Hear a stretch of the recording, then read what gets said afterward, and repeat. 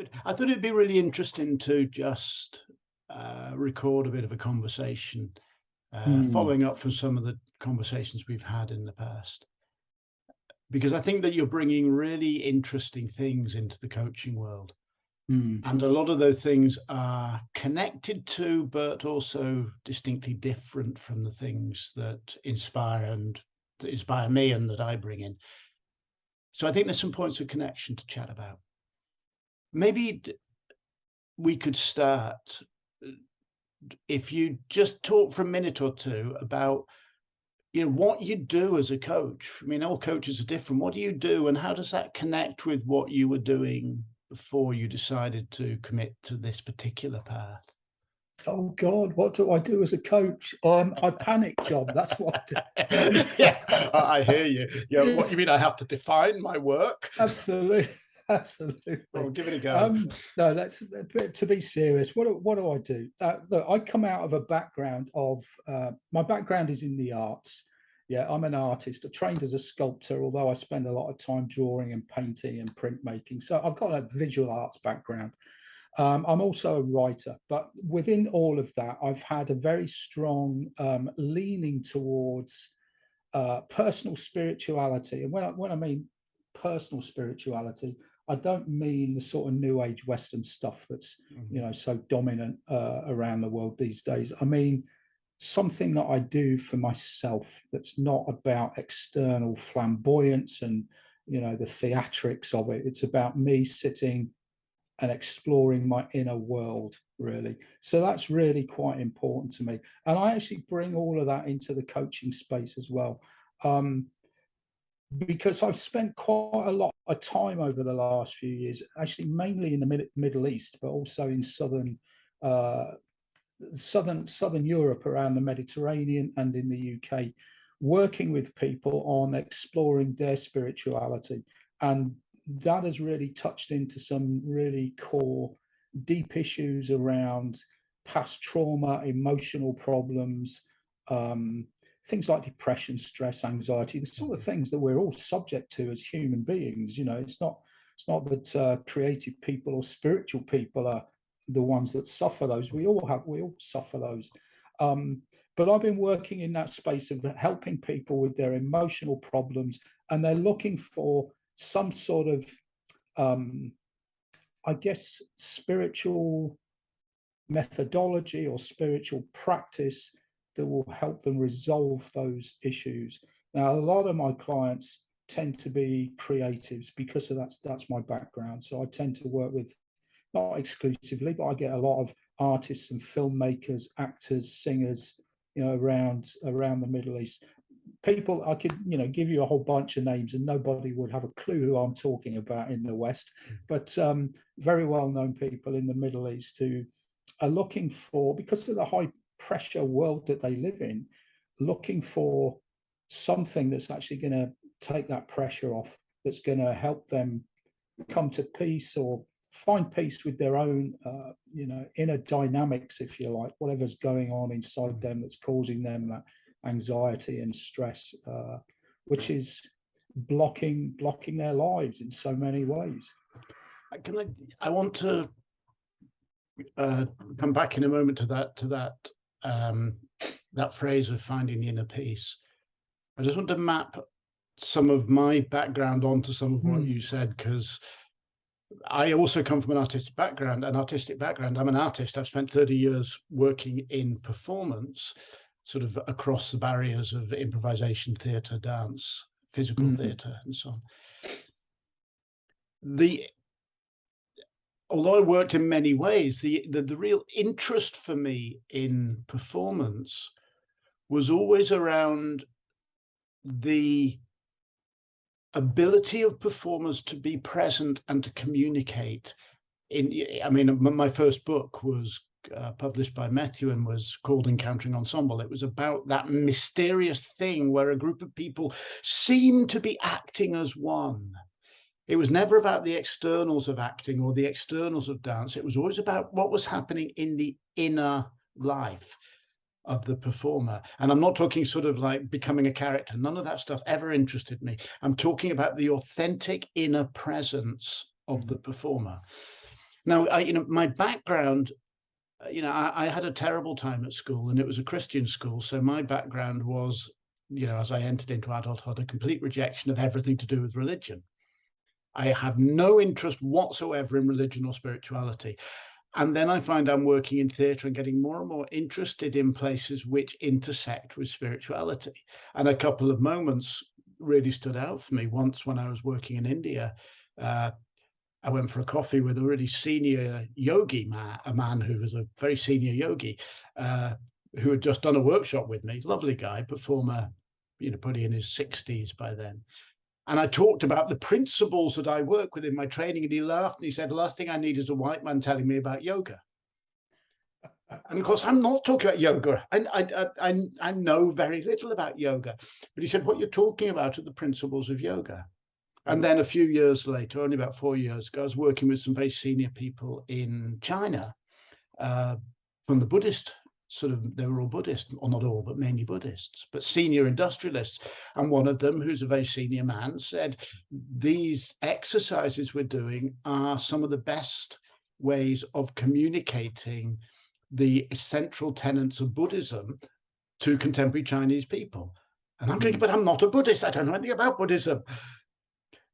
There is a place where the quietude, the presence, the authenticity that is required for truly great performance intersects with the quietude of spirituality, of Absolutely. contemplation, of meditation, of insight, of creativity, of fearlessness. They're all different ways of dealing with the same thing, which for me, I call presence. The ability to come into the moment and say, now, without fear, I act. I make a choice about my next step, even if that next step is to do nothing but to wait, So when you talk about finding peace, I came to the spiritual practice from a place of complete rejection. But now I go, well, if, it is what it is. I don't claim to be doing spiritual work nor meditational work, but it is what it is, and it seems to intersect. Yeah, I think they do really powerfully, actually. I can reflect most strongly on the visual arts, but when I look at the work of, say, someone like Andy Goldsworthy, who's very popular artist, very popular today, but certainly during the late 80s through the 90s, that was his real moment. And he's working out in nature and making these very ephemeral constructions out of the found environment, and some of which last just for the time it took him to take the photograph, and then the wind sweeps them away. Now, and they are so beautiful, so beautiful. Yeah, and also I find, and of course we have that moment captured within the photograph, of course, but the works themselves are such a powerful statement on, the transitory nature of everything. We can't keep those things. The wind will sweep them away in a second. And also it helps us reflect on, even things that we think are absolutely permanent. I mean, you think of something like Michelangelo's Pieta, great big chunk of marble. Well, actually, no, it's not permanent at all. Its longevity may be considerably more than a piece by Andy Goldsworthy, but it is still something that's, immensely ephemeral. It's going to disappear at some point in time. And because its meaning and its understanding depends on the context within which it's seen. It means something different in a church than in a museum. It means something different in the 20th century than it does in the 15th or 16th century. Its meaning is certainly not fixed. And this, for me, is one of the key sort of lessons and understandings I bring into coaching, and I try to encourage people to work within coaching. We don't get to fix things. What we don't get to go, okay, I'm going to be this and the world will see me as this, and then I will be able to do this. We don't get to do that. We get to work like Michelangelo did in detail on the thing that we're working on, which is ourself or our profession or our skills. And we have to accept that how that will be interpreted and seen is outside our control, and that we must be willing and humble enough to allow other people to read and interpret us in the way that they need to, because we're not fixed. We are all constantly changing. We're changing because of the way people see us. We're also changing because, your mood changes, you get a little bit older, you have a bad day, things are always in flux.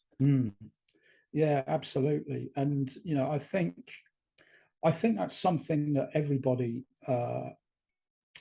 any good coach is going to bring to their client, the realization that you can't hang on to and grasp any part of life with a clenched fist, because you can't hold anything that clenched fist. You have to let it flow. You have to be willing to let it just drift away, because you never had control over that thing in the first place. That was an illusion. Yeah. Control is always an illusion. Absolutely. And the more we can get into that space of flow and just be with the process of creativity or life in general, the better life gets to be. And it's not an easy thing to do. We're human beings, and we have an ego, and we have this tendency to want to control things and insist that things be the way we want them to be. But that's not how life works. It never will do. It's interesting. You mentioned there the C word, creativity, such a crucial word. And thinking from my own area of training performers, what a performer is learning to do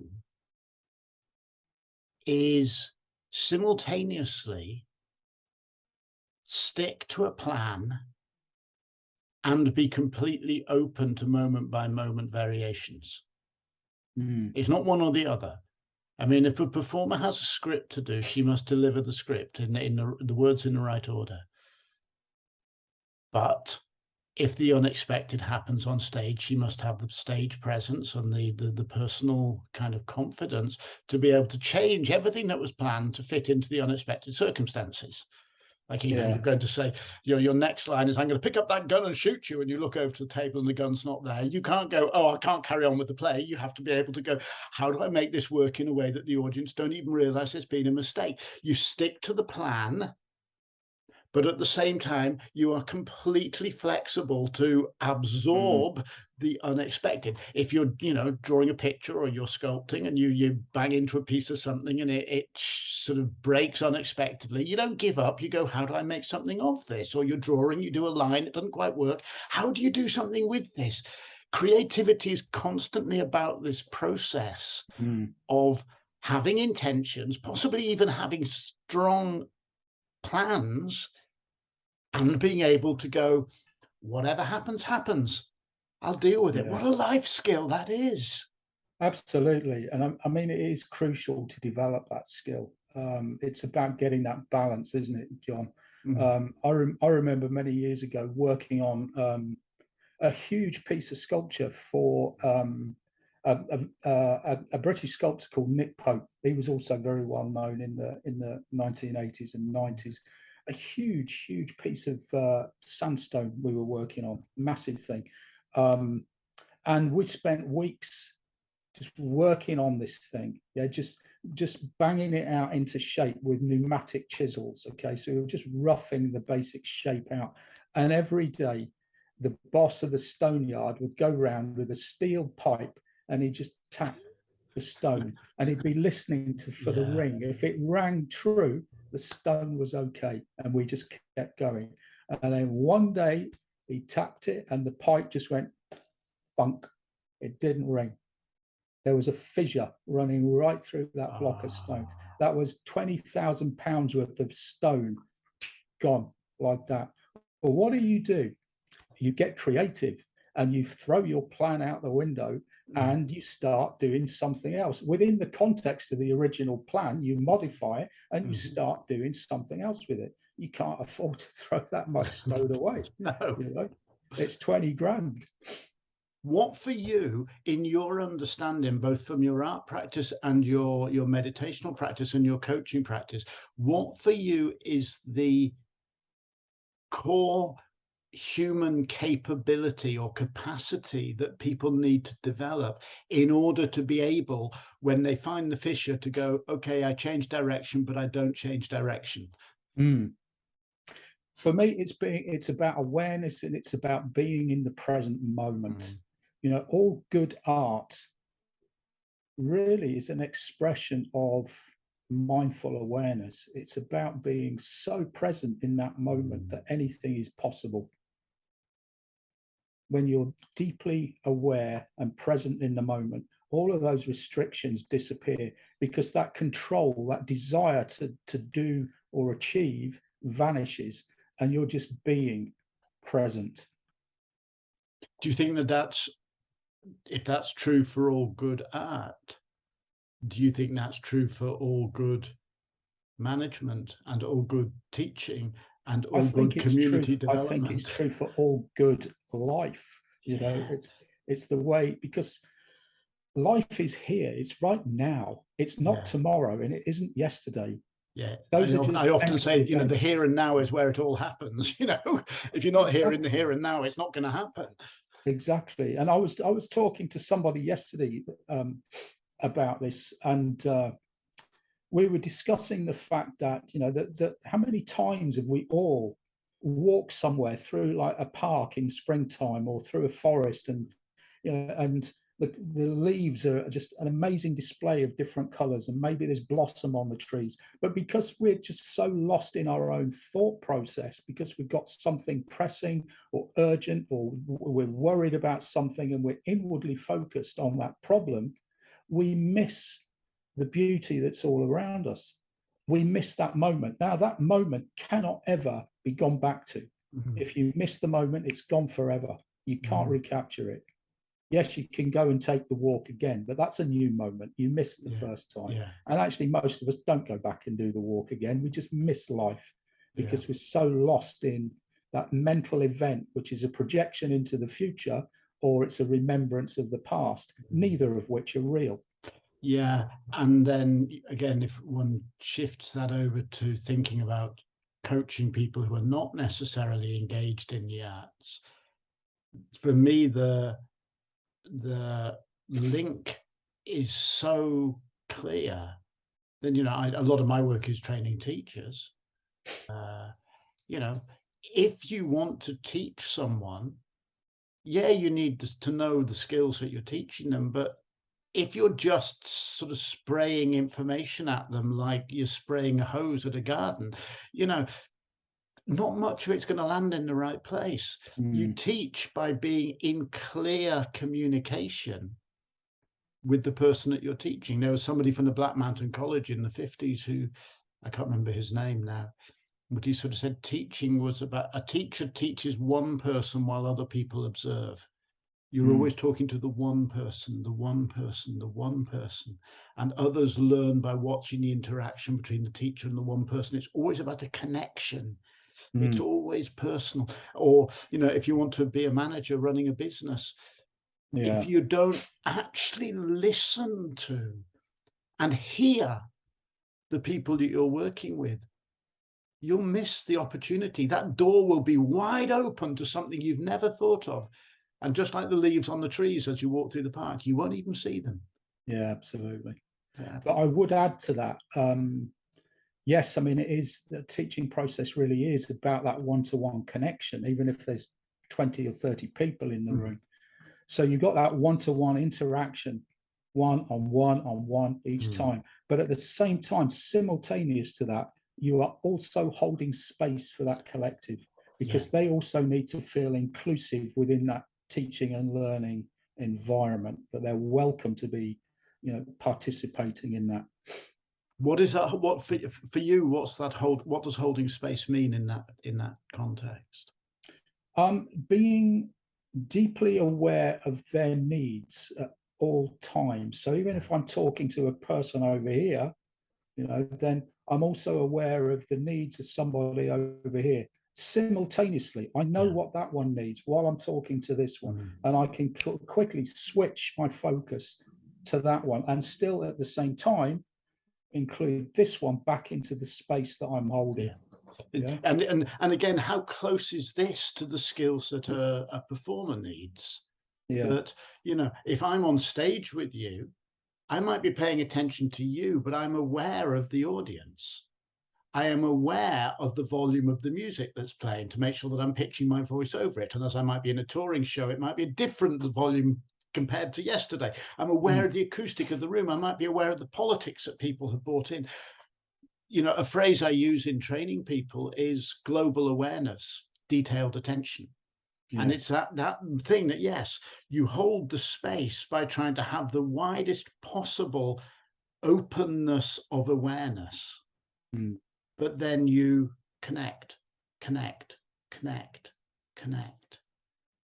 And again, for me, these are things that I teach performers, but these are life skills.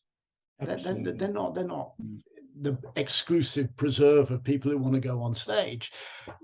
They're things that every single one of us in every single sphere of life benefit from. Yeah, absolutely. Especially, there's a lot of people out there, CEOs, managers, chief executive officers, managing teams.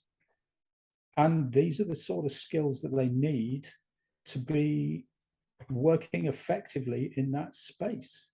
Because if you haven't got your team on side, if you can't hold space for your team, how do you expect your team to follow you and play on your side, And the heart of that ability to hold space, which, we were saying is based in an awareness, the heart of that, of course, is what we mentioned a few minutes ago, having an inner peace, a quietness that means that you can just shut the mind up, find the inner peace and open. Yeah, it is. But I also think it's to do with empathy. I was interested. I noted the word heart. You used it 3 or 4 times in that short piece there. But it is about empathy. It's about developing the skills of listening. I was talking to somebody else yesterday about this. We were talking about management styles and leadership styles. And we were reflecting on the fact that as a leader, you may not always do what your employees or your co-workers think you should do. If you're the boss, you're the one making the decision. The buck stops with you. But if you want a team that's going to be effective, you at least need to make your team feel that their opinions are counted, that you're going to listen to what they have to say. You may not act on it, but you want to value their opinion. You need to develop those listening skills. Yeah, I think that's absolutely right. Not what I find deeply sort of contemptible modern version of that, which is let everyone have their say, then just sort of do what you're going to do anyway. Which is this: I'm going to pretend to be democratic and caring and empathetic, but actually I'm just, patronizing you. Go, well, I am going to, if I'm the leader, I am going to make the decisions that have to be made, but I am genuinely going to listen to and understand the perspective that you give. And my final decision will come from the fact that I have listened to you, even if I've ended up not following your path. I'm actually going to engage with you in genuine listening. Yeah, absolutely. We should probably wrap up, Steve, because I think we could go on for hours, but we could. Yeah, probably things to do. It's brilliant. It's brilliant to talk to you. There's so many points of connection. Absolutely. We must talk again sometime. We shall, John. It was good to talk to you too. Excellent. Thank you, Steve. And you have a good day. Cheers.